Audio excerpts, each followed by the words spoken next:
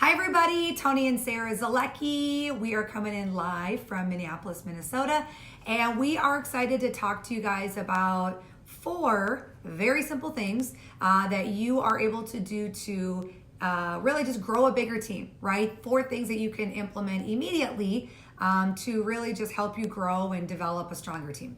And I think number 1 would be, don't assume the people you bring into your business are going to take it as serious as you. Right. Because a lot of times, like, we have all these expectations when they come in, and we're like, they got to do all these different things and, be this big leader right away and show up and inspire and bring in all these people with them. And we can't put that out there. They're going to do what they do. Some people don't do anything right away, and they want to feel the culture. They want to try the product or service. They want to see the vision of the company. They want to meet more of the management team and make sure that they love the company and love the people, and they really want to commit to doing this long term. And then all of a sudden they'll turn it on, and it could be weeks later, could be months later, it could be years later. Right. So the thing that you guys got to understand is that, so many times people are like, right when they come in, they got to just go crush it or else it isn't going to work and they're going to leave the business. No, you got to think of people, what I call a destination,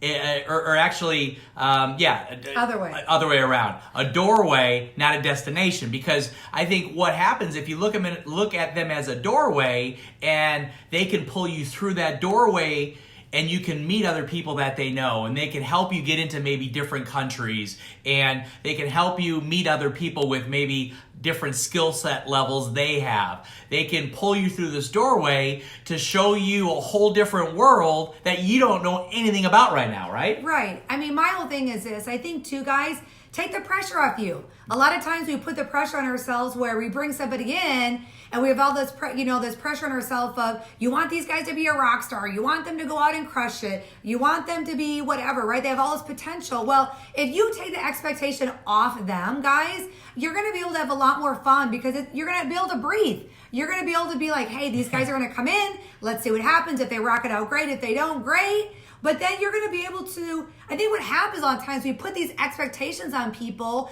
and then when they don't do what we supposedly think they're going to do, right? Which I don't even know how we can actually get in their brain to know what they're thinking, then we get disappointed. Right? And then we get down in the dumps and like all of a sudden we're always like trying to pick ourselves up, where if you don't even label it to begin with, right? Just don't label it. You're just going to have a lot more fun. So number 2 is something that we feel is really important, and it's called push versus pull, right? Push versus pull. So what does that mean? To grow a big team, guys, it is really, really, really important that you learn how to ask the right questions, right? Yep. Learning how to ask the right questions with people as you're connecting with them about the business, finding out what the heck are they excited about? What motivates them? What are they passionate about? Why are they even looking at the business? Where do they feel that, maybe they could be in 6 months, or where would they love to be in 6 months, or, just find out more about them, right? What gets them excited versus a lot of times we've done, guilty, is that we are kind of like all in their face, right? We tell them what we think they want to hear.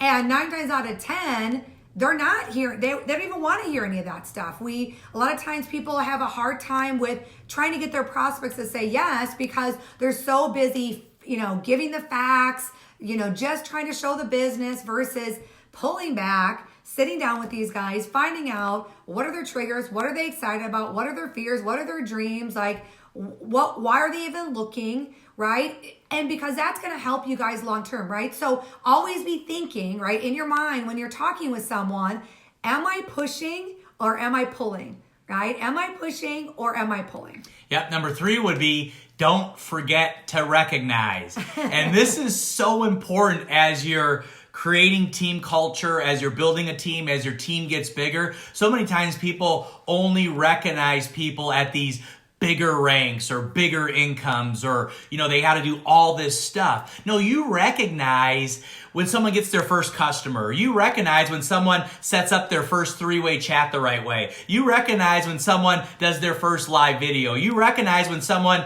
puts people into a group for the first time. You recognize people at all of these different wins, successes.